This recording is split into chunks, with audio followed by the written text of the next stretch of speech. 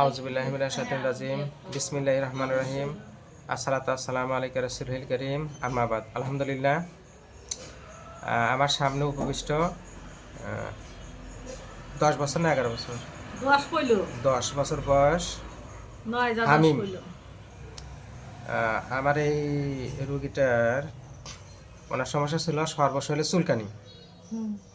তোমার কি সমস্যা ছিল? চুলকানি ছিল। আর চুলকানিটা ধরন কেমন ছিল?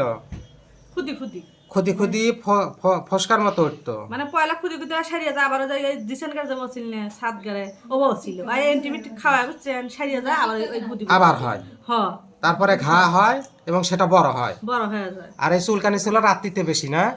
রাতে খুব চুলকাইছে, রাতে খুব চুলকাইছে। তো এরকম সমস্যা ছিল কতদিন ধরে? তাও 5-6 মাস হয়ে গেল। 5-6 মাস। যাক আলহামদুলিল্লাহ। এই যে বাচ্চাটার চর্মরোগের এলোপ্যাথি ওষুধ খাইতো, কিন্তু খাইলে পারে কি হইতো, সেটা সেরে যেত আবার হইতো। তো আলহামদুলিল্লাহ আমি রোগীটাকে ওষুধ দিয়েছিলাম প্রাথমিক অবস্থায় সরিনামে কাজ করে নাই। দ্বিতীয়ত আমি যখন দেখলাম যে ওনার পেশাবে প্রচুর দুর্গন্ধ, তাই বলছেন না আপনার পেশাবে দুর্গন্ধ ছিল না? আর পেশাবে প্রচুর দাঁত মাজে না, মানে কি অপরিষ্কার, দাঁত পরিষ্কার করে না, অপরিষ্কার। পেশাবে প্রচুর গন্ধ ছিল।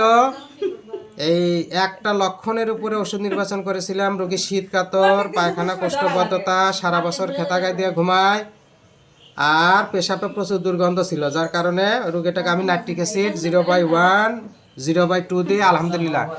আপনার অবস্থা এখন কেমন? ভালো। আগের মতো নাই? না, আগের মতো নাই আলহামদুলিল্লাহ। নাইট্রিক অ্যাসিডে এই ছেলেটার চুলকানি আলহামদুলিল্লাহ 90% ভালো। এখন হালকা একটু আছে আলহামদুলিল্লাহ। এটা আজকে আবার দিলাম, আজকে নাইট্রিক অ্যাসিড 0/3 দিলাম। তো চাই বাচ্চাটা যেন সুস্থ হয়, সবাই দোয়া করবেন। আসসালামু আলাইকুম ওয়া রাহমাতুল্লাহ। গোসল করে না প্রতিদিন? প্রতিদিন গোসল করে, কিন্তু দাঁত মাজে না, সকালে ব্রাশ করে না। আপনার ব্রাশ করেন না কেন? আমি প্রত্যেকদিন দুপুরবেলা মানে মাদ্রাসা থেকে আসার সময় ধরি। আপনি ব্রাশ করবেন, মাদ্রাসা পড়েন, আপনার মুখ দিয়ে গন্ধ খলি পরে মাস্টার কি বলবে? হ্যাঁ, আর ফিটফাটা থাকতে হবে। গোসল করবেন ঠিক মতো, তেল ঠিক মতো নিবেন। হ্যাঁ, ঠিক আছে, ভালো থাকেন।